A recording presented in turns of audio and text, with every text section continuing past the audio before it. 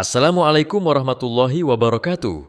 Kembali lagi pada penjelasan materi pada buku 7 langkah mudah membaca Al-Quran dengan metode Qiraah.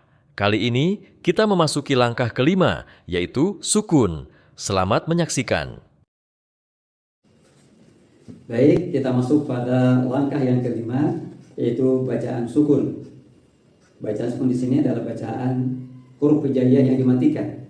Yang sebelumnya kita membaca bacaan huruf hijaiyah yang berharakat. Ba, bi, bu, ta, ti, tu, sa, si, su.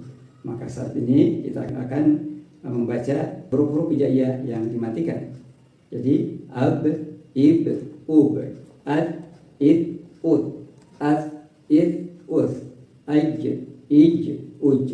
Seperti itu bacaannya. Kemudian khusus untuk bacaan hamzah atau alif yang sukun, di sini di buku diberikan contoh kata amana, yu'minu, imanan. Nah, sengaja dalam hamzahnya disukunkan, langsung dibaca amana, yu'minu. Jelas hamzahnya sukun. Kemudian imana.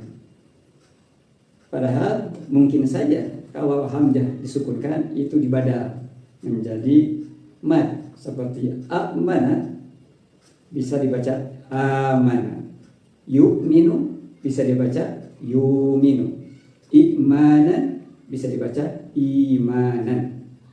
Tapi sengaja dizohirkan hamzah sukunnya karena nanti di Quran akan menemukan hamzah-hamzah yang sukun, yang nampak, seperti lafaz bisa, ba'sun, kemudian zibun. Nah, itu dibaca seperti itu, hamzahnya jelas tidak dibadalkan. Baik, masuk pada contoh-contoh kalimat yang sukun. Contoh alif atau hamzah yang disukun. Amana, yu'minu, imanan. Akhadha, yu'khidhu, ikhadhan. Ab, ib, ub, abda'a, yubdi'u, ibda'an. Abhasa, yubhisu, ibhasan. Contoh ta, ad, id, ud, atqana, yutqinu, itqanan. Atba'a, yutbi'u, itba'an. Contoh sa, as, is, us, asqala, yusqilu, isqalan. Asbata, yusbitu, isbatan. Contoh jim, ha, khodan, seterusnya sampai ya, itu cukup dibaca saja. Kemudian nanti juga di akhirnya kita akan dijelaskan contoh-contoh al-qamariyah. Namun tidak, sekali lagi kepada siswa tidak perlu disebutkan istilah tajwidnya, langsung saja dibaca. Contoh misalkan al menghadapi a, menghadapi hamzah, al-ahada, al-i, misalkan al-imani, al-u, al-uhdudu. Contoh menghadapi al, menghadapi ba, al-ba, al-bi, al-bu, misalkan al-baqarata, al-birkati, al-burhan. Jim, al-jazaa, al-jihadi, al-jumu'atu. Itu contoh jim. Contoh ha, al-hamda, al-himayati, al-hulumu.